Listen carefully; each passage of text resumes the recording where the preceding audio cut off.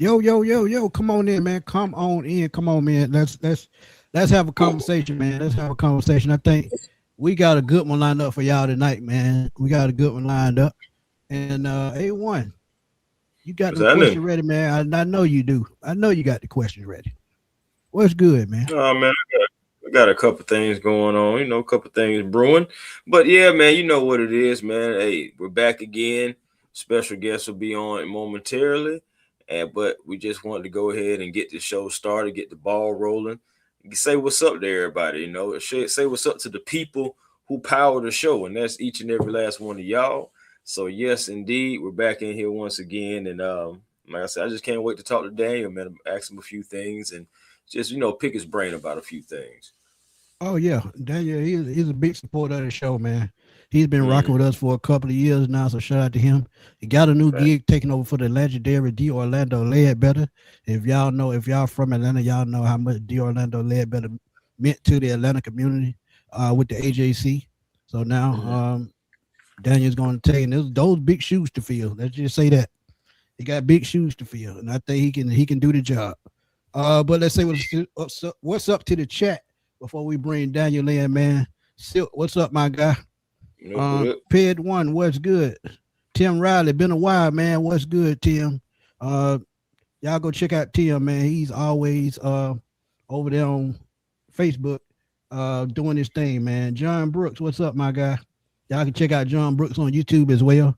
RB, what's up, my guy from the Las RB. Vegas Strip? Tay Hall, man, what's good? What's good?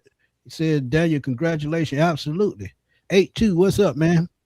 RJ, our guy to plug. Hey, RJ the plug, man. He keep us updated on the news. TJ Martin, Mike B. What's good, my guy? Might be. Braves doing a little station to station right now. Hey man, do your thing, man. Watch them Braves. They doing their thing. They doing Oh their yeah. thing. Kendrick, what's up, my guy? DBG11, what's up, my guy? Hey, it's all good, man. It's all good, man. Just catch the replays and we good. Yeah, But man. yeah, man. But yeah, we finna bring Daniel in, talk to him right quick. Know he a busy man, so we can't hold him long. But we gonna get some questions in. Daniel, what's What's up, up, my guy? guys? Hey, What's what's Hey, up, good? what's guys? How we happening, man? doing? How we Yes, doing? It's been a sir. minute. Yeah, Been a man. Been while, too man. long, man. Been too long. But hey, you've been handling business. You stepped away for a second, but you made sure you came on back, man. Home is where the heart is, man. Welcome back. Congratulations, AJC. It just congratulations, man. We're ecstatic for you, to be honest with you. When we saw the post, I told Smitty, I was like, yo, yo, yo, and I know I retweeted it. I sent it to Smitty, and he was like, hey, that's what I'm talking about. So, man, congratulations. Everyone's happy for you. Welcome back again, and hey, man, I'm happy to have you back on the show. I appreciate you, Chris. It was a real blessing and a privilege I really don't take lightly. So thrilled to be back. I honestly did. Like I missed you guys. I missed a lot of the fans. It's a special group, man. It's a really special group, and I missed a lot of the other like content creators like around the space as well. It's really just a special little community, and I love it. So thrilled to be back and really happy to hop on with you guys as well. Oh But yes, then sir. I tell you when you stepped away, I said you would be back soon. Don't worry. You did. We was gonna be waiting. I told you. But let's get into this Falcons talk right quick. It's been a very, very interesting off season so far. And Right. I got a lot of slacking last night's show. Everybody know about it. They follow us, they know. But Mm. you said it firsthand. Um, well, let's start like this. What is your first impression of the coaching staff? Because that's what's most important. What's your first impression, and who stands out to you, and how they're doing things early on in camp? Yeah, I'll start with Stefanski. I think the one thing about him and this regime collectively is that they're very even keeled, which the way that Raheem ran things and his staff was very vibe heavy. And when vibes were high and off season time and wins and everything, it was awesome. But vibes sometimes can really only take you so far. But so I think Facts. Stefanski and this regime is very composed and it's very level. Everything feels super level, and I think that's kind of the one thing that I've gleaned with it so far. We haven't gotten to talk to a lot of the other guys on his staff. We had, I think, three of the assistants yesterday, so we I think we get 7 of them next week, and then 5 more the last week of OTA. So I could probably help a little bit more on that after the OTAs are out. But I think the cool part about it is there's a lot of assistants, offensively especially, who have play call experience or who have been in higher levels or higher positions or have been in their position for a long time. And so it's an experienced staff. I think you got a lot of really good voices offensively. And then I think defensively, you bring back so many of the same guys from last year who were a part of a really good unit that I think it's fun. I was talking to AJ Terrell about this yesterday, and he said the only thing that's really changed for them is maybe how the staff like talks with them, how their concepts are communicated. Like they haven't really changed much schematically. So defensively, I think it hasn't really changed a whole lot, even with whole new head coach, and offensive side of the ball is largely new, and obviously a whole new exec side of things as well. But I think offensively is where you've seen a lot of the change, and those guys, there's camaraderie there because a lot of them have worked with Stefanski, in the past. And again, I think collectively the vibe that I get from a lot of these guys is the staff is very, very trying to get guys to lock in on the moment right ahead of them. It's very much like you're here to work, and a lot of the guys have shown up ready to work so far. So the staff's been happy, and a lot of the player feedback that we got yesterday was extremely positive as well. Excellent. Absolute facts. Well, I mean, you did answer one question about the schematics, so but I will ask about this. Yeah. Just having those two together, like AJ Terrell and Avion Terrell, they're brothers, but they're really their own men at the same time. Like, how has it been just for really those two, right? Really, just understanding the football together and really just working together. Like, how has it been so far, just early on? Yeah, it's neat. AJ talked a little bit about it yesterday because again, he's the longest tenured guy in their whole secondary in Atlanta, anyways. And so when you're in these meeting rooms and he's a very respected voice, he said it's kind of weird now to be in those meetings and like one of the guys he's talking to is his younger brother. So that part of it, I'm sure, has been an adjustment for him. But they've both been super, super outwardly excited about it, and you can kind of see. I appreciate that, Tay. There's been a lot of joy, and it's funny because I think AJ had said this pre-draft that he was hoping they wouldn't play together, but he's been a proud big bro for such a long time. I talked to him a little bit about this last summer when Avion was a projected top 10 pick, and I believe what AJ said at that point is he thought Avion could be drafted higher than he was, and AJ went 16th overall, if I'm not mistaken. So the fact that Atlanta got him where it did was the steal. But the vibe that those guys have is really cool to watch, obviously, and they very much are their own men too. Like I wrote a story on that a few weeks ago at the AJC about.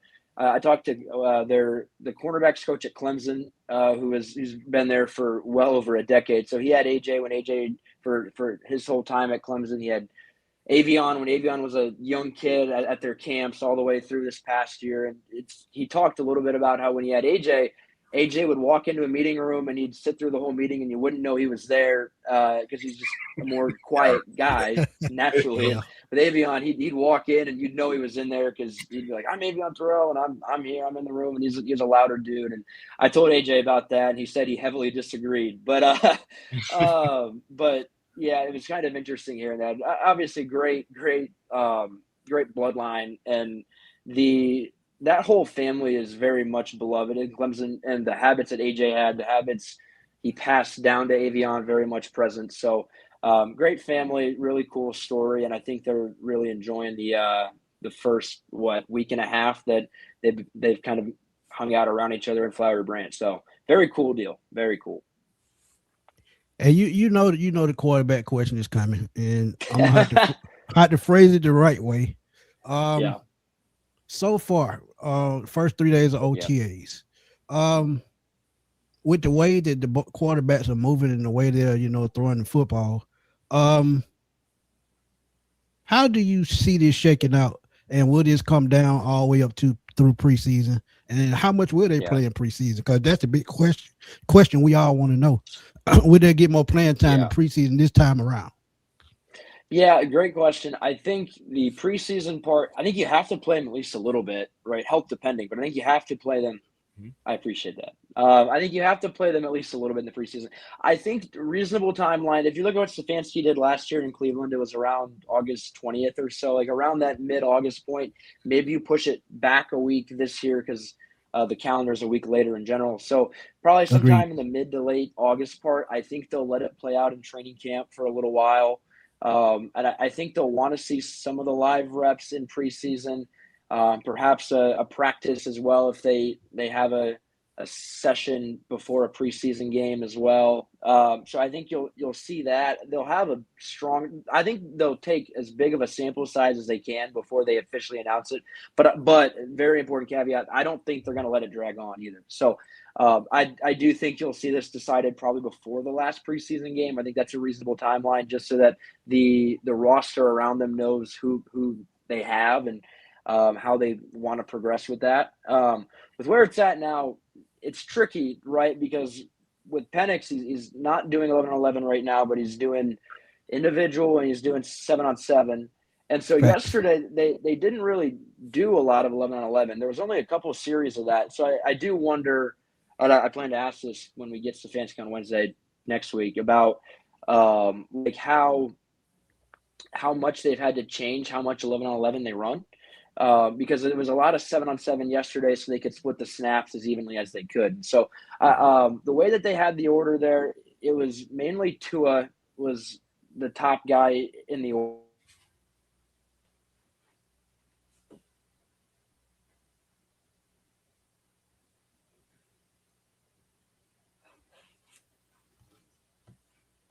He got stopped on us right quick. Yeah. Trying to see he going. You know how So he's stream gonna go. pop back in.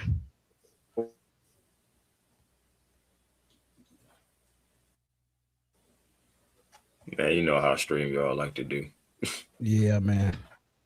But hopefully he'll jump back in a second and get back to going. But yeah, great insight on Penix and Yeah, he was just Penix. really about to get into it, man. You right to get into it, boy. Devil stay busy, don't he? Right, man. I can't wait to hear about what he thinks about Penix, you know, versus Tua. I mean, I know I read the article, but still, I definitely want to get his thoughts, you know, here candidly about it. And I can't wait, man. I can't wait. You said what? I got to add another part to that question about Mike Strand, Jack Strand. So when he finishes that part, I'll finish that question up. Let's see, I think we may got him back. Uh-oh. Sorry about that, guys. I moved into my new apartment about a week and a half ago, and I'm still trying to learn what's good and what's not good around here. All good, man. All good. Totally. Where was I at when I cut out? You were into Penix and Tua. You were just getting to Penix and Tua. Yeah, so the rotation yesterday was a little bit geared more in favor of Tua, but with Penix, he looks fine. And I think that's the important part of this is whatever reps he does get, I think it'll be relatively representative of his overall skill set. So I don't think what he's doing, the on-field product is watered down or he's being held back or anything like that. I think his arm looked good. His arm looked really good yesterday. He's got a lot more zip than the other guys around him at QB. That part's obvious. And he threw it well. I thought Tua was maybe a little bit sharper, but this is also the environment that you expect to see Tua thrive in because it's like he's so good throwing routes on air. He's such a naturally accurate dude. It's when you get the pressure and the really small pockets and live pressure is a real issue for him. So that's why I think you need to see this play out in a training camp. But I think the offseason in general is leaning more toward Tua, just the way that he plays the game. I think it's advantageous for him. But I think Penix, he looked fine yesterday. I wouldn't say either one of them won the day. I wouldn't say either one of them lost today. Each of them threw a pick. Each of them had promising throws. It was very much solid, steady, I would say, and I'm excited to see how it plays out from here. Okay, to finish off the quarterback discussion right quick. Jack Strand, getting the hype already. We know about the prototypical size, the live arm. What are your thoughts on him early in OTAs? What you liking about him the most? Yeah, it's kind of neat, right? I was talking to somebody about this earlier, but like there's not many Division II quarterbacks or guys who played that level or lower that have made the NFL. And so the fact that he's even, and I would imagine also too that number will be pretty much extinct here with the portal and everything else happening around it. So the fact that you've got a guy like Jack Strand who's in the league is an incredible arc. But again, as you said, very big arm. He threw a pick yesterday as well. I think it was to Holmes in one of the 11-11 periods. But very strong arm. He can push it very, very well downfield. Like you can see, he towers over all of the other quarterbacks in their room. Like it's legitimate. Like you look out there, and a couple of us were joking about it yesterday about because he's wearing Kirk Cousins' number, and we're like, wow, what an offseason! What an offseason for Kirk Cousins. Because he's jacked and he's 6'5" and he's just a huge dude. So it was it's super funny, but no, he's got a really live arm, and that's kind of where we're at with it. Is we'll see where he goes from here because it's still so early in this whole deal. But he's another guy that looks great in shorts and a t-shirt just because of how strong his arm is and very very prototypical size and build and classic pocket passer. I'm sure he'll get a lot of run in the preseason as well. So he'll be a preseason guy to watch, I'm sure.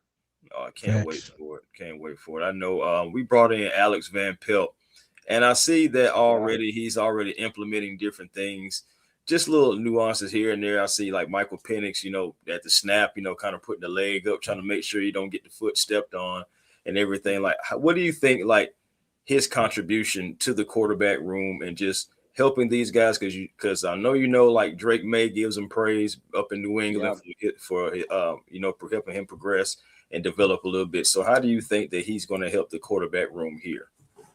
Well, it's funny because when you think back on who the Falcons have had as their QB coaches in the past, I'm pretty sure it was 2023 with Ritter, where there wasn't really even like a real guy. Like there wasn't a solidified guy in the leading the room, and it was like a conglomerate of voices. And it's like this can't be beneficial for anybody. But it's fun because they've got so many good quarterback minds on their staff. Like I was talking with I think Strand, the pass game coordinator, about this yesterday, about that he played quarterback when he was in college. Obviously Tommy Reese played quarterback at a high level in college.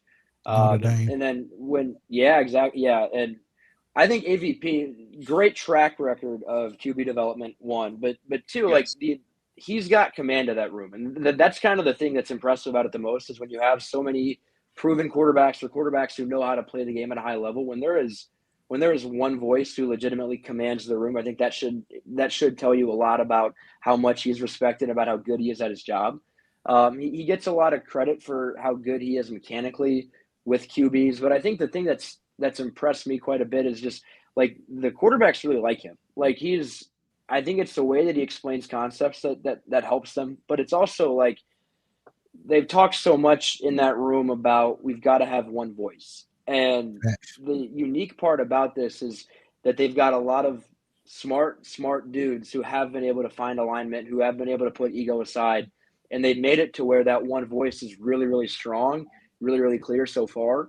And so I think what they've got in that room, no matter who starts, they've got a great supporting cast behind them as far as who's leading the meetings, as far as the message that's being portrayed in those meetings. Agreed. So that's the unique thing about this staff, is because Raheem tried this and it looked like it worked for about half of 2024, and then whether it worked after, that's up for interpretation. But he tried to surround himself with a lot of QB people. I think with Stefanski it helps just because he is an offensive guy, but there's so many smart dudes who could be, they've probably got 3 or 4 guys on their staff who could be a QB coach at however many teams around the NFL. Like they've got that kind of staff where they have such pull with quarterbacks, such knowledge with QBs. It's going to be very helpful, I think, for everybody in that room. Facts. You talk about a very smart coaching staff. We heard the news yesterday. We talked about it on the show just a little bit about Jeff Ulbrich missing time at OTAs to attend, the coaches, the booster acceleration program. And it's something that, I think he can benefit from. Do you think that will be a slight distraction this coming season, knowing that this could be his last go around with this defense as a unit? or are they going to find a way to block it out, do what they need to do, and perform? But how much of a distraction do you think it'll be? Just a little bit. I don't think it'll be too much of a factor, Smitty. I think that's a deal where the guys love Brick, and obviously you want Absolutely. smart, very good coordinators for as long as you can. But I think everybody understands a little bit that's kind of just how the league goes, right? And so when you hear all the time that coaches say it's almost an honor when other teams want guys off your staff because one, usually it Agreed. implies the team that you have is really, really good, or at least the unit that guy leads is really, really good. And so I think for Atlanta, they're going to play hard, and I think they'll be pretty solid defensively again. Too obviously, we can chat about that a little bit more later. There's a very real chance they regress a little bit without Caden Ellis, but Yeah. they have a lot of good pieces, right? And with Brick and running back the scheme, that's something that I think AJ mentioned yesterday too. Is there's just a comfort level with guys who are coming back who know the system and all that. So I don't think it'll be a distraction. I think they love playing hard for Brick. They love Brick. They love his energy. The rookie class came in and raved about him just for how attentive he is, how energetic he is, and all this stuff. So I think they'll play hard for him. I don't think it'll be an issue. And if he ends up landing a head coaching job, I think it's a great indicator of how good his unit was. So I don't think they're hoping for it by any means, but if it happens, I don't think they'll be upset about it, if that makes sense. Agree. That makes a lot of sense. Right quick. You talked about losing Caden Ellis, pretty much the quarterback of the defense. Who do you think takes that role in this new under this new coaching? Well, not new coaching staff, but pretty much new unit at the linebacker position. Yeah. Who I think takes Divine that spot? Diablo. Yeah, I think Divine Diablo will be the green dot guy. Just he's running it back. He knows the scheme. He played extremely well last year when he was out there. He makes all the sense in the world. That'd be my assumption, anyways, that he'll be that guy. Hope to chat with him a little bit, probably next week. But that's my assumption. Yesterday with Divine sitting out in team period, they had Channing Tindall and Christian Harris as their linebackers with the one. So I think Harris probably the lean with who starts opposite Divine. But that's another spot I think is wide open. I think the rookie class maybe has a shot with a strong offseason, a strong, I'd imagine they'll probably be on teams early on in the year. So that's a spot I think he very well could change throughout the year. But yeah, I think Divine's kind of ascended to where he's the lead dog there. But it's like what Brick mentioned before free agency. Like it takes more than one guy to replace what Caden did last year. So not a one-for-one switch by any means, but I think with how they have to approach it with who they have on the roster, I think Divine's probably your main guy to at least handle the green dot and all the other responsibilities that you saw Caden handle last year. Okay. I got a two-part question for you. And just staying the first part with staying right there on the loss of Caden Ellis. But and I do think it is Christian Harris's job to lose, but I don't want to just downplay the talent level of a Kendall Daniels and even a Harold Perkins Jr. I know he was selected late, but I don't believe that there's 200 players better than that kid, man. And honestly, those two guys right there, I wanted to know, how do you think they're going to be used along with Divine Diablo? Because I think, first of all, Daniels can be put everywhere, and the same thing with Perkins. He can come downhill. They both had success in different ways. How do you think they could be used?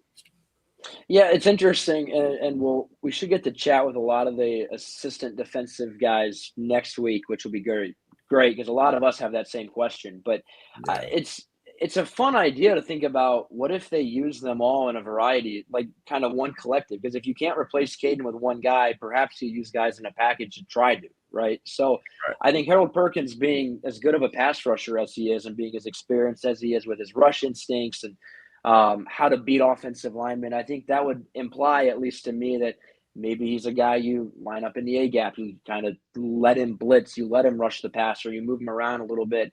And then I think with Kendall Daniels, he is one. I'd say this: he was in a boot yesterday, which isn't great, but as a guy who played safety at one point, maybe you use him Right. more as a drop guy, a guy who can play in coverage, a guy who can really run. Harold can run too, obviously, but you almost wonder that maybe you use him in a combination a little bit. Now, I don't know how much inherently either of those guys will play right away.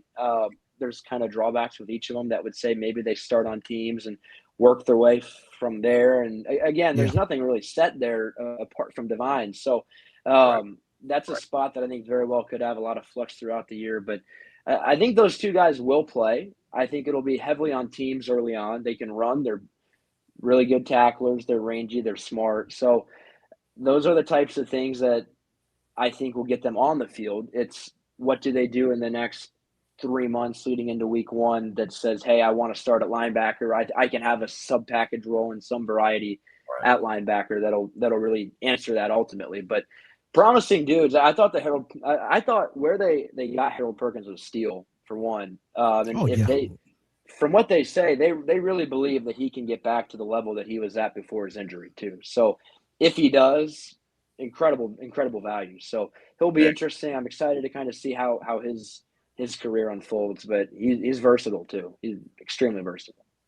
Second part of that, and we're going to the defensive line now. I want to talk about a guy that I raved about and I thought was one of the biggest off-season signings that we had, but you've seen him up close and personal. Tell us about just the demeanor and just the coaching style of Coach Nate Ollie. Yeah, energetic dude, right? I mean, energetic dude. So that guy gets people to play so hard for him. And he's also, it's kind of neat because his track record of his playing days and everything that he did as a player, and that helps, I think, when you've got a voice who's played the position that you're in and who knows what you're doing. He's been in your shoes, and he's just got so much energy that guys love playing for him. It's one of those things where even when Atlanta drafted Ontario Thompson, he talked about that a little bit immediately after the draft of just like the connection he built with Ollie throughout the process, just over a couple of calls. Like he's a very much a people, like a character-led coach in the sense that he can connect with guys on an individual level. And when you do that, when you do it with the passion that he does, it makes guys want to buy in. So I think the results and what he did last year and the leaps that a handful of guys took under him is extremely indicative of how good of a coach he is, right? And retaining him was huge. A huge deal because he's extremely good at his job and guys love him. The staff loved him. It wouldn't shock me if he ends up if he wants to be a coordinator someday. I think that's a guy who's smart enough and energetic enough to where guys would want to play for him. And he's that good, in my opinion. It's funny that Chris just said that last night. Yeah. One more question I have about defense. The nickel position is something that's a question mark right now because Billy Bowman is still recovering from injury. We lost D. Alford to Buffalo. Clark Phillips is on the last year of his deal. Could we see Avion at that nickel spot for a little while until he's ready to take off on the outside?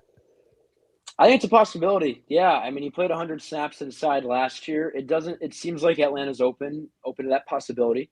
I do think they vision him more on the outside long term.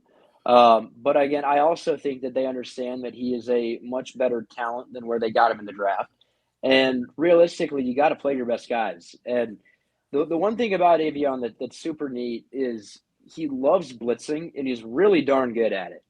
Like he's really, really good at it. I think the number on PFF is he had like 14 blitzes, somewhere in that range. And he had 3 sacks. Like that's an incredible ratio. That's an extremely high hit rate. And he said he loves blitzing. He loves the adrenaline rush of I got to go get him. I'm being asked to go get him. I have to go get there and do it. And so he's very good at it. He's also very explosive, very twitchy, very competitive and smart and sticky. And those are all traits that you need to play nickel. So it's fun because I think a lot of people look at his size and inherently want to push him inside. He can do it if they want him to. They had Holmes, they had Woods, they had a handful of guys rotating in at nickel yesterday throughout it. But we'll see how that unfolds. That's a super interesting one, right? But I do think Avion, he was off to the side yesterday when they were doing 11-on-11 and all that stuff. He was active in their individual drills, but we didn't really have the chance to see how they want to use him in a whole team setting. So Right. hopefully we see that at some point here the next month or so prior to camp. But if they want to play him inside, which I think, again, like I said, they're open to it, I think he's more than ready for it. So Agreed. He's got the goods for it. Agreed, and they did bring in Darnay Holmes, who's also a nickel corner, and Sidney Brown, who can also play the nickel and safety. So Yep. they have a nice backup plan. But great assessment. Go ahead. I'm gonna go a different direction. I'm gonna go a different direction. I'm gonna go Cass Jones. He recently had to change his position from running back to wide receiver. And I wanted to know, it's early, but how does it seem like he's lining up in that slot? And how does it seem like he's really just embracing the new role, even though it's similar kind of? Yeah, that's also a guy who can add value on teams too if they want him to. We'll see how that one unfolds, but the staff, I think, is high on him from an athletic standpoint, he again, very good pass catcher, and it's kind of neat when you see guys make that switch as far as their willingness, and I think that's one part of it. He didn't really – with how they use the undrafted guys, they didn't really get extensive run yesterday in what we saw. But that's a guy that I think will be interesting to monitor, Chris, just as far as how much they use him, where they put him, if they use him in motion, if they use – because I'd be curious to see how similar his role is to how they use Branch as well, because I think they've talked about whether they want Branch in motion, they want to let him have handoffs, they want to put him in the slot, play him outside. Cash Jones could probably do pretty much all that besides playing outside where he's at. So I think his team's value is probably what could help him find a roster spot here. But I don't know, man. He'll be an interesting one. Just obviously huge following as a local guy. Huge UGA presence, I'm sure, from a lot of the fans. But I don't know. He wasn't exactly he was off to the side yesterday when we got onto the field, and then he was with the team in 11-on-11s and all that stuff, but he didn't really do a whole lot, if that makes sense. So I guess we'll see. Makes sense. Staying right there with the dogs too. We made it, Smitty. We was able to talk for a whole 30 minutes and not ask a question about this guy right here. Tell us about the explosiveness and just the mannerisms of Zachariah Branch. Yeah, he's a dude. Yeah, he's a dude, isn't he? I mean, he was probably the one guy that impressed me the most yesterday, in all transparency. I said this yesterday online as well, but this is a setting and environment that's made for him to thrive in. When you're in shorts, you're not in pads, there's not live contact. But he looks so good. He's so sudden. He's so fast. He's so shifty. Like, that's the one thing is, like, a handful of us were just marveling yesterday of, like, oh my goodness, like, this guy he is so athletically gifted. And he caught passes for a while yesterday. I appreciate that, Rod. Thank you. He caught passes after practice yesterday with Zacchaeus, a handful of other guys, for probably half an hour after the practice ended, just trying to adjust to lefty spin and all this stuff. And I'd asked Salamide Zacchaeus about this too, about what about Zachariah's kind of stood out to him the most through a week and a half, which is obviously probably a little premature, but he talked a little bit about he's eager. He's so eager to learn. He's trying to soak in as much as he can. And they're throwing so much at all the rookies, right? Like, there's just such a crazy time for a lot of those guys, and they're all probably just trying to stay afloat a little bit. But with Zachariah, I mean, I'm not sure that Atlanta's Twitter account has posted a player more than Zachariah the last week and a half. So, so he obviously he's I don't know. He's hot, and he's very much beloved inside the organization. But the thing about him is that the organization thinks that he is a much better route runner than a lot of people assumed throughout his draft process. Yes. So that part, I think, implies that he can play inside, he can play outside, he can be a true receiver, and he's not just a gadget guy, which is the main concern I think a lot of people have. And obviously he's a weapon. You got to find ways to put him in positions to actually get the ball and to hit explosives with the ball in his hands. Yes, but I think he can be a true receiver too. And there's a real chance of all the rookies, I think, that he ends up being a real impact guy like early on this fall. Yeah, especially on special teams as well. Tay had a quick question. Any info on JPJ, and could he be ready for June mandatory camp? Yeah, that's a tough one, Tay. I think the expectation, is that it's all wait and see. Really, that's the expectation. I don't think Yeah, Atlanta knows anything. It very much all these processes are still under review. yeah, I guess we'll see. I don't think we'll see him until mandatory at minimum. I think that's the one time where we'll learn quite a bit more. But I don't think the organization knows. I think they're legitimately letting his whole process play out. I think they're trying to agreed. see how the league views it, how Florida views this. That's the question everybody wants to know. But from what I gather, I don't think the Falcons know. So I guess we'll see. Whew, Okay, Dirty Bird gang, he had a question. He said, Yeah. you keeping Kyler Drake? Because we say on the show that it's gonna be hard to pay 3 players, and we talking about Drake, Yeah. Bijan, and Kyle. Yeah. So if you had to make a move, being yourself, which one would you keep? Let me answer that in 1 second. I'm gonna turn on my light so I'm not entirely dark in front of you guys. Hang on. All right. I'm in my little office space here in my apartment. This is great. I don't spend a whole lot of time in here. Maybe I will eventually. I think my answer would be Drake. I think you value the wide receiver position a little bit more. With Kyle, this is such a big year for Kyle. Legitimately, I mean, it's his prove it year again. It's crazy that it's year 5, year 6 now, year 6. Yeah, and it's still a prove it year to a degree. So that feels indicative of Kyle. But he's also when he's on, he's insanely good, obviously. And I do think that if he has the year that Atlanta believes that he can, then you enter a real conversation of what do we do? Because when Kyle's on, I mean, this is a legitimate probably top 5 tight end of the game. And this is a staff that loves tight ends, and the NFL is kind of shifting a little bit more towards heavier, like 12 or maybe even a 3 tight end set and more tight ends on the field. And even if it's only a marginal change, it's still a little bit of a change. And so maybe evaluate tight end a little bit more. I do think elite receivers are harder to really come by, and especially with where Atlanta's offense and receiver room is right now, you need the receiver more.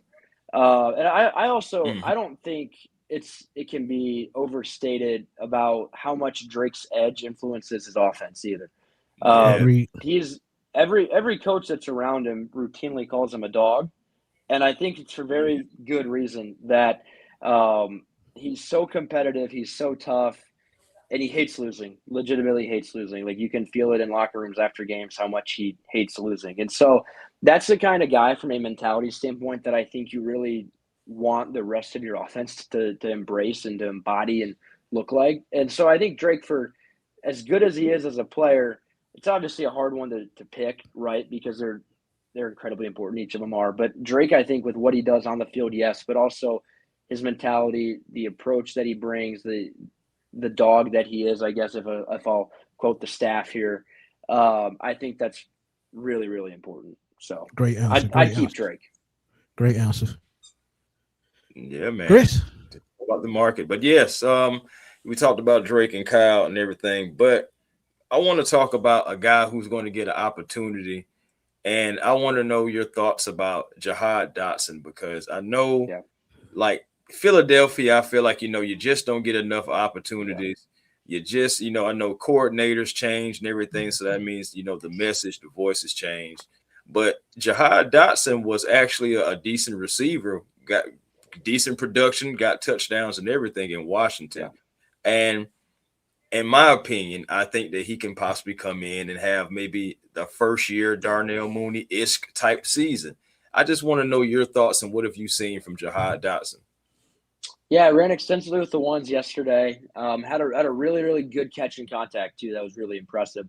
Kind of shocked that one hasn't made Twitter yet from Atlanta's video team. But yeah, because like that was in a period where a lot of us couldn't film. So I'd imagine that one will be on at some point. But really, really impressive catch. So I thought he looked good.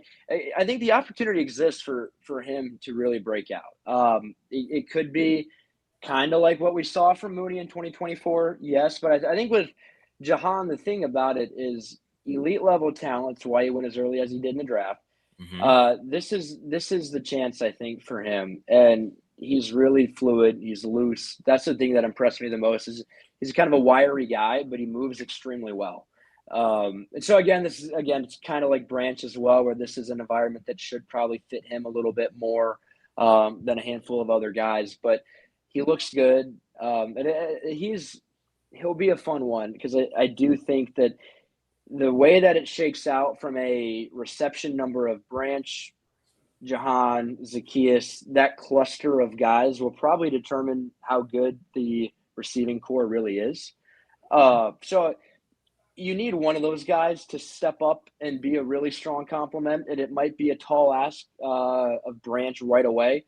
And I think Jahan, from what we've seen, is the most likely to have that chance. He's the guy I think they want to start outside early on. But, yeah, extremely talented, big opportunity ahead. I think he can capitalize on it. And the staff's very fond of him as well from what a lot of us heard yesterday. So he'll be interesting for sure.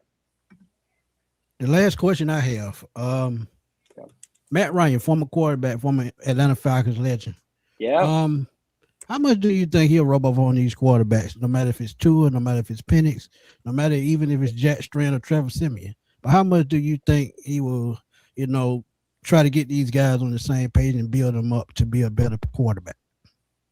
Yeah, he's involved. Like he's active. I don't think he's in meeting rooms or any of that stuff, but he's involved. And it's funny. I think it was Tommy Rees or might have been Stefanski.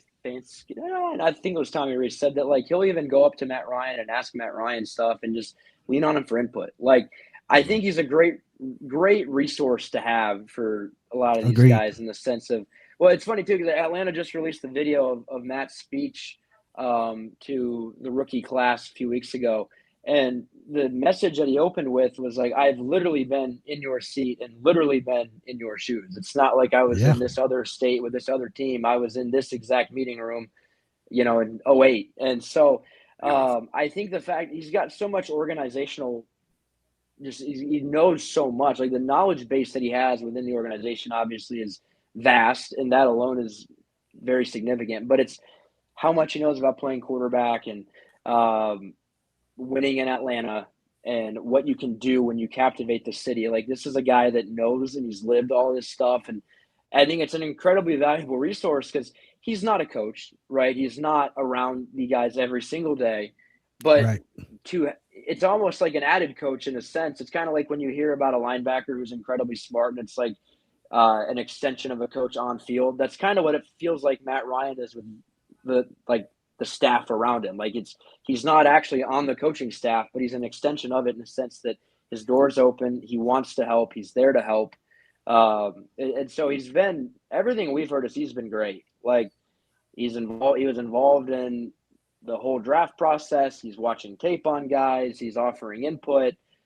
He's on their draft calls. He's helping with offensive coordinators. And he's there to help guys if they just want to throw out ideas and try to help them. And I think that's incredibly valuable because it's also not like he's been out of the league for that long either. I mean, it's been about 3-4 years, but it's not like he played in a completely, that's still this era. So he knows how all this stuff should look. And he's been great from everything I've heard. He's been great. Agreed. Right. And my thing is too, like, I know Jake Matthews was kind of speaking about it, and it's funny because he's like one of the players that actually played with Matt besides Kyle. But it's still like he talked about it, but just having Matt Ryan around the building just period, just does it feel like it's just a different comfortability that just comes over the entire building just from that aura of having somebody that, like you said, literally was in the building, literally was in these meetings, literally put on the logo. Yeah. And it's just like it feels different, doesn't it? Because this guy really cares about the logo, and you can feel it. Yeah, I'm not sure how much it feels for a lot of the guys that weren't here with him, but I do think a lot of them feel his presence in the sense that when Ontario Thompson was with us after the draft, he was talking about like, there's no way I just talked to Matt Ryan. And so like, I think that's where you see it. So I guess in a sense, yes, I think so. And it's the fact that a lot of these guys either grew up watching Matt Ryan or played. There's a couple of them that played with him right before he left. I think there's maybe about 3 or 4 guys in that range who were on the roster when he was here in 21. But that's a lot of roster turnover in a couple of years. But yeah, I do think his presence, and it's kind of like what I said earlier about how he's been through all this stuff before, that it's such an incredible, valuable resource to have. That's, I think, where his value is really, really significant. And I do think having a president like Matt Ryan in that role, in a role of power, who, as you said, Chris, very much cares about this organization and cares about this city, that is significant. And I do think that type of passion, that type of care can rub off on everybody around him. So I think it can only help. And I do think you've been able to see that with guys saying like, hey, having Matt around has been incredible. He's been involved. He's been a great dude to help us get acclimated. And that's part of it. Again, he knows the area. A lot of these guys have no clue where they are. Yeah, so, yeah. That's not insignificant either. So again, I think all signs with Ryan's arrival here has been great. Facts. Tay wanted to know before we get out of here. He said, how has Trice looked there again, second team reps and team activities? Yeah, I think number one, Tay, the fact that he's on the field is very good. Because all the other guys that got hurt last year, apart from Penix, were out. So the fact that he was there, the fact he was on the field, the fact he was in, like, getting snaps in a team period was important, I thought. So he looked fine. I didn't think he looked limited or slow. I thought his initial get off was fine, and he was only out there for a handful of snaps. But they largely ran 7-on-7. So the 11-on-11 portion, which is when he'd be out there, obviously was not extensive, but the little bit that he was fine. Again, I still think the larger story there is the fact that he's out there when the others aren't, and I think that puts him in at least a fine position to try to compete. I just want to see him play, right? Like, I think kind of what all of us are is, it would be great to see him play. It would be great to see him make the active roster and be healthy entering the year. It's kind of crazy, isn't it? Right, that you draft a guy in round 3 and you're entering year 3 and he hasn't played a snap, which is really brutal for him. Really, really, really tough. So for his sake, I really hope I hope he's able to stay healthy and that it can all kind of really work out eventually, because really good kid. That would be a wicked comeback story. I'm telling you. Yeah. If he can make the roster, that would be a wicked comeback story. But Chris, you got one more question? I was just going to add to the whole Trice conversation too, and I've seen, like, I believe it was his grandfather. It was either his grandfather or his uncle, something like that. I know he was giving an update about Bralen Trice and everything, because he was like, everyone's asking about him and everything. And he was like, this is the update. So it's like they feel it exactly. Like, everybody wants to know, because before he went down, he had so much promise and potential. Pairing him with a guy like Brandon Dorlus, that was the idea. And you see what Dorlus is doing and how he's primed and ready for a bigger role and a bigger opportunity now with guys out of his way. Bralen Trice kind of supposed to be right there with him, So, yeah, we're expecting Bralen Trice to come on out. Quick thing before I ask my question. I know he asked twice. I ain't want to miss you, Rob. Yeah. About Kendall Daniels being in the walking boot. Can you please explain that, please? Yeah, I'll be honest with you. I can't really add a whole lot more to that, because that was a surprise to all of us as well. And we only had Stefanski pre-practice. So I don't know why he was in the boot. I don't know what happened or what changed with any of that stuff, because obviously he was completely fine a week and a half ago. So I'm not entirely sure what changed. That'll be up there for what we ask on Wednesday next week. But trust me, we will keep you updated. Definitely. Yes. Yeah, definitely, for sure. Okay, so right now, with all the mechanics and everything going down, I know it's still early, but I got to put you on the spot. Week one, who's running out there as QB1, man? That's a tremendous question, Chris. I will Plead the give fifth. the nod. Plead the fifth. Yeah, I really should plead the fifth. I will give the initial nod to Tua. Okay. That is entirely But this that's is okay. wide open. Yes, I want to preface this. This is wide open. I think, and I don't think the battle can be won before training camp.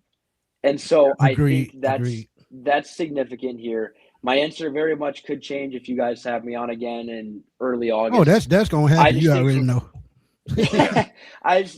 From what we saw yesterday, the fact that they had to have one guy up to begin their reps, and I think the fact that it was Tua, and the fact that you had London rotating to his side would imply to me that at least at this point, if they had to play again, and obviously health is important in this as well, and London's caught passes from Mike for a year and 10 months now, or I guess around 2 years now. So that's part of it. That's crazy in its own right. But so that's all. These are all factors too. But I think if everyone's healthy and they're playing tomorrow, they'd play Tua, would be my guess. But this is wide open, man. I mean, I don't think they have even a lean of which guy they'd want. So this is why it's fun, right? This is why it's fun. Yeah. And we'll see. It's a performance-based industry, and they have, around 6 OTA sessions left, a couple mandatory minicamp sessions, and then we'll put the pads on in camp and let them rip away. So that'll be fun. I'm very excited to see how it unfolds because I have no clue. The staff has no clue. The quarterbacks have no clue. We'll see how it plays out. Yeah, and the crazy thing about it, June is just 2 weeks away. So minicamp will be here before you know it. Trust me. Yeah. Minicamp and training camp. Can't wait. Go ahead, I'm Chris. excited for it. No, I'm just saying. I'm sure y'all will be out there. Oh man, should we plan on going out there to? Hey, we'll see you. We'll see you. Yeah, plan on being out there training camp. Last year was my first training camp, and I had a ball, man. I ain't gonna lie. I was like a kid in the candy store. I had the Raheem Morris smile. I ain't trying to lie. I was talking about everywhere I was going, man. I was having so much fun. It just we had a blast. Atmosphere when you're around Falcon folk, and of course, all the different people that's coming up, and you being out there in the front with the players, and even the reporters, and all the people that cover the team. That come over and show love. We appreciate all that stuff. So yeah, man, excellent times. Agreed. Oh yeah, the hill gets rowdy. I mean, it's a great environment up there. It looks like. Oh yeah, man. Definitely. But Daniel, we want to thank you as always for coming on, man, spending some time with us, talking Falcon football. I will reach back out probably right around training camp before it starts to get, more inside, data as to what's going on with the team. Me and Chris, I always definitely appreciate you coming on and spending some time. But if you can, please tell everybody where to find you. AJC.com. Really, really happy about that new gig. It's a blessing. And then Twitter is just @by, and then it's my name. So I plug all my articles on there. And one thing I've always prided myself on a little bit is I love responding to tweets. I love talking with fans, with readers, and anybody who has questions. Absolutely. And, if I can help in any way, help you guys understand the team you guys love so much and spend a whole lot of time watching and chatting about and reading about, I want to be able to help you understand them better. So really appreciate you guys having me on. I will happily join again in the fall, and hopefully I'll be able to catch you guys on the hill as well. Oh yeah. Hey, you know it, man. And again, man, very, very proud of what you've accomplished in a short amount of time, man, because if I know that somebody deserves that, it's you, because you put in the work and you put in overtime. I've seen it with my own eyes. So again, shout out to you. Blessing. New AJC guy, man, Mr. Daniel Flick. As always, thank you for joining us. And before we get out of it, man, I got to give you applause. I got to find the applause button.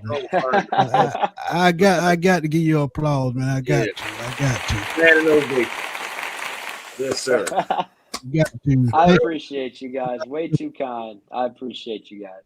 It's big, because AJC is big, and again, we remember when you was, still grinding, and then, you left for a second. Now you're back.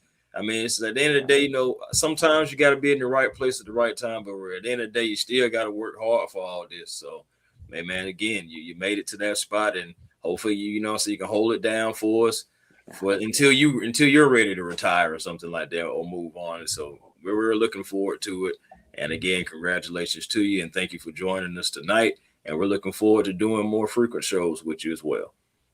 Absolutely, No doubt. guys. Yeah, as far as I'm concerned, if y'all are down, I'm good to run this in around 2038, around there too, 2045, somewhere Hey, let's around there. let's do it.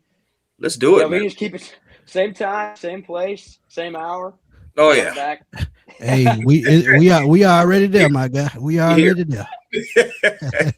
Put it on the calendar. All No right, doubt. guys, I appreciate you. Well, we'll talk to you soon, Daniel. Appreciate you, my guy. Thank you Yeah, again. sounds good, guys. No doubt. Sure. Hey, that's Mr. Daniel Flick, man. Always big supporter of the Sports Machine for a couple, about 3 or 4 years now. And it's crazy, man, because when I first interviewed Daniel, he was 19 years old. So, look, time just flies by, man, when you're having fun. But I got to go give a shout out to Miss Drea, man. She blessed both of us. Mr. Willie. Shout out to Willie, man. Willie said, no question. Just enjoy the chat. Appreciate the donation, Mr. Willie, as always. Miss Drea, as I said, that's Tay's question. Miss Drea, appreciate you. Me and Chris, we truly appreciate you as always. But yeah, it's crazy, man, because I told him exactly a year ago. I said, you will be back here in 1 year. And you just don't never know what's gonna happen. And I was right. He got that spot, man. He battled for it. So, hey, man. Yeah, I'm pretty sure it just wasn't him going for that AJC spot. Oh no, hell no. But it was up in the air. But the work that I see him put in the last 2 years before leaving to go to college, man, to get his degree, he had an inside track, man, because he was everywhere. He was still dropping articles. He was still doing reports. He was just doing everything. So he put in the work, man. So I got to salute him. Big John, what's good, big bro? Y'all go check out. I know. I want to thank my big bro John, man, who always checking on me, man. Make sure I'm good. But big supporter, man. He always giving me ideas as well. So yeah, Daniel, man, he's big. I'm a big fan, man, and see somebody young and just pursuing their dreams. It's just something that you love to see. Richard Rich, what's good, my guy? What's good, man? Appreciate you, Ryan. Appreciate you, my guy. Appreciate that, my brother. Yeah, man. Yeah, man. Okay, hey, man. One question. Go ahead. Ooh, should we trade for Josh Sweat? I seen an article like that earlier. For me, to keep it short and sweet, it would depend on the price. I know exactly how much they're gonna pay that Saturday. Yeah, I agree. Yeah. Let me see what the contract looking like right quick. 1.3. Hey, we can only pay that Josh Sweat. I ain't gonna lie, I'm taking that. I'm gonna be honest with you, bro. I know it way more than that. Yeah, it would, but it's all good, man. Like I said, just depending on that contract number, and because I don't know, like Smitty looked. He on a 4-year 70. He's in the second year. He is in the second year. Last year was his first year because that's when he left Philadelphia. A 4-year, $76 million is the current contract. They will save, I think, $18 million if they trade or cut him after June 1st. And I'm telling you, I think it's the numbers that he put up last year that didn't warrant what they paid him, and I kind of knew that. But sometimes you got to overpay, and sometimes that can be a burden. But yeah, they save $18 million if they cut him post June 1st. So will they do it? Who knows? But he is 6'5", 265, put up solid numbers with the Eagles, but I just didn't think it was, that damn near $20 million worth of, money. But, I'm not hating. But last year, he did have a decent season, 30 tackles, 12 sacks, 4 forced fumbles. But I think, he probably wants to play for a contender, which I don't blame him. So, yeah, I mean, if they can find a way to write off some of that money and you get him for 1.3, like Chris say, I would absolutely think about it because James Pierce is going to be out for an extended period of time, and they're going to need, that pass rush. So if the money right, I would definitely think about it. Right. We're just so in limbo about that too, man. It's like you want it to hurry up and come and hurry up and happen, but it's like, all right, just gotta wait for the process. All the things that's going on behind the scenes, I'm pretty sure, like the evidence, all the things being analyzed and everything, and then it's just other important matters that goes on just within the NFL. It's 32 teams. So we'll see, man. I can't wait to hear about it though, because we're gonna see. I'm thinking there's gonna be no more than 6 games. Yeah, Yeah, I'm I thinking did see 6 games. That's fair. Yeah, 30 days in jail. He gonna rehab that knee in jail. So yeah, he probably gonna have to get. He probably gonna get into some fights just because people know who he is. Tim says, should we sign another wide receiver? Still having around 14.3 million in available cap space. I think they find it at the wide receiver position because as I'm looking at practice squad as well, and me and Chris always talk about it. If Chris Blair got any kind of playing time, I think he could warrant to be a number 5 or a number 6 receiver easily because he's a great fill-in guy because he's had spot starts over the last 3 years. So all he needs is, consistency against snaps. So yeah, I think if he gets, some playing time, I think he can contribute. Yeah, I mean Chris Blair is one guy, and then you also have Vinny Anthony II, who possibly could make this roster. They actually paid him a little contract, so they actually believe in him just a tad bit. He possibly can make the roster, but that same 14.3 mil that you're talking about, if things are not working out, if we're getting closer to week 1 and there's still a veteran out there that hadn't signed a contract, they just out there just waiting on a phone call, at least you still have that 14.3 to then go out and say, hey, look, some of the wide receiver room is still a bit shaky. We have a couple of guys, but we at least have this money to still go out and get one more veteran piece. You never know. Could be a Keenan Allen. Could be, anyone. But at the end of the day, say at least you'll have that optionality. Yeah, and if I had to choose a position to go and strengthen up, I think it would be. I mean, because they done add some nice pieces this offseason via the draft and free agency. But I mean, it's hard to say because tight end, I think Simon, I think he's gonna find a way to make this roster. Joshua Simon is gonna find a way to make this roster. He's gonna be one of my sleepers to make this roster as the 53-man draws near. Because I think with Charlie Warner having I think $4 million in dead cap space if you cut him, not dead cap space but savings. They save $4 million if they cut him. Then you look at who else? Austin Hooper is 33, 34. So Joshua Simon is still 26 years old. So yeah, I can see him being young. He's still the same age as Kyle Pitts. So two athletic tight ends never hurt anybody. So the only thing about Josh, and because I think honestly, the fact that he was drafted by a different regime, but still here so far with the new regime, just says a lot. Says a lot. Yep, and just the fact that he has similar attributes to Kyle Pitts says a lot. It's just the only thing that's the biggest thing is he hasn't hit the field consistently, so fans can really know who he is on a widespread level. But this kid though, man, if he messes around and makes this 53, it honestly could be the end of some things that's going on here in Atlanta. That's all I'm gonna say. You never really know. But Josh Simons honestly is an interesting player that possibly could make this roster. I mean, you look at it, Brandon Frazier is already gone, and it could be a possibility of a mixture between Simons and the fact that you do have those guys like Hooper and Warner. Because it's like, okay, we got two guys that can block. You got Kyle Pitts, but you also have Josh Simons. And, it's going to be really interesting. That's going to be a question that I'm going to be willing to ask anybody who's out there for OTAs, probably about the end of OTAs, going into June. I'm gonna really want to know about like how did Josh Simons do? Did he get any time with the ones? How much time, etc.? Because it's just little breadcrumbs that sometimes you can find. Right. Yeah, and J Kid, if I had to take a guess, My guess would be Joshua Simons or Charlie Warner to be that H-back. Mhm. Because when Brendan Frazier got cut, he was my pick to be the H-back because that's what he did well at Auburn. You know, 6'5", 265. He was that, blocking type halfback. So yeah, if I had to take a choice, it would probably be Joshua Simon or Charlie Warner. Even though I think Joshua Simon would be a better fit because he's more athletic. He's more like a Harold Fanning type tight end. So he is Stefanski like those type guys. So that's probably why, like Chris said, that's probably why he's back here.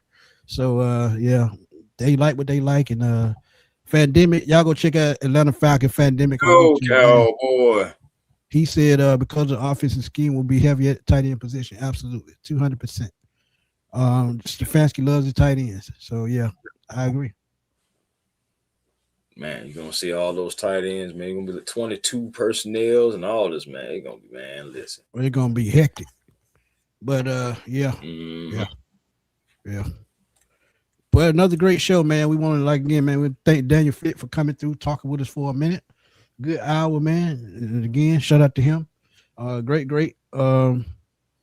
job that he's taking over, man. He's filling in for the legendary D. Orlando Ledbetter. And he got his dream job, man. So prayers out to him, man. But Chris, if you ain't got nothing to say, man, you know what to do. Hey, man. All I gotta say is A1 Forever Sports platform on YouTube. Become a part of the A1 family by liking, commenting, and subscribe, sharing with your friends, man. Tell them to go ahead and make sure that they're subscribed to A1 Forever. Shoot, and Smitty Sports Machine. But also Hawks Digest. Make sure that you're subscribed to Hawks Digest, catching all the latest news all over there at Hawks Digest. Also, same for Falcons Digest. Falcons Digest, me and Charles over there running that up as well. Make sure you can catch all your Falcons news here, there. It's just like, it's just all about the logo. So you can catch me everywhere talking about Atlanta sports like that. Also, Twitter, A1 Forever, Instagram, A1 Forever, The Real A1 Forever on TikTok. And at 9:09, I hope you've already found your peace today because positive energy always creates elevation. That's how you find your peace and be generational because it's always time to be. Facts. Tim, appreciate you coming through, my guy. It's been a while, man. Please don't be a stranger. Please come back. We appreciate you as always. J Kid got a quick question. He said, "Do you want?" Yeah, that's what we praying for. J Kid, both of them have been talking about that for like a week and a half. So if we can get that, we win the draft, I think, because we can go get another shooter from somewhere. I mean, come on now. I mean, it just all depends on what the GM wants, right. Because, at the end of the day, if you want to talk about consensus, if you want to go by the consensus, he's not the consensus 8. You know what I'm saying? But he's climbing into the top 10 just with his scouting, with the scouting reports, with the combines, the measurements. It's just certain things that you just can't teach. The height, 7'3", with a 7'8" or 7'9". 7'8", 7'9" wingspan. Yeah. So, you can't teach that anywhere. So it's like you got to at least just do your due diligence. I understand. Like now, I think the ultimate best fit outside of big man would be Mikael Brown, just for everything that we want to do. Get up and down the floor, play some defense, can get some scoring in there too. And he still has a ceiling for some growth because I really like Wagler, but I don't think Wagler is going to be at 8. So, and then of course, you got Kingston Fleming too out there if you want to point guard somebody to kind of orchestrate the offense a little bit better. If you want to try to go away from that whole, everybody working with the basketball, positionless ball handling, and all. If you want to go away from that, but ultimately, yes, I like the kid from Mara. I think he's climbing in the draft. And honestly, I said before the combine started, I think he's going to creep his way into the top 10. You're already seeing reports about people, scouts, and everything around saying that exact same thing now. So yeah, and I told Chris I wouldn't be surprised he went up top 3, depending on team needs, because sometimes those type of surprises happen. But a good thing if he does move up in the draft, that means somebody that we've been looking at could fall down to us. So it's an even trade-off, but you still need that big man, something that we've been needing probably since the Kimby Mutombo, and that's been over 20 years ago. So, yeah, it's just time to get another big man, man. It's just time. But, yeah, man, Melvin, haven't talked to Carlos. Still working on it. If we can't get it, trust me, we'll I keep working till I get somebody on. Yeah, I'll get somebody because you got to be able to pivot in this business because I mean things just come up. It just happens. But yeah, man, y'all know where to catch me, man. Smitty Sports Machine on YouTube. Also catch me on Twitter at fatboyslam_21. You can catch me on TikTok as well, Smitty Sports Machine. I'm just everywhere, man. And trust me, a lot of news about to drop soon. So the news will pick back up with training camp and OTAs, well, not OTAs, training camp, mini mandatory camp, things of that nature. So the news just gonna keep coming, man. We're gonna find news and we're gonna keep doing shows no matter what. But like Dirty Bird Gang said, man, great show tonight. Appreciate y'all coming through. For my boy Chris, this your boy Antoine Smith signing off. We're gonna holler at y'all soon, man. Peace.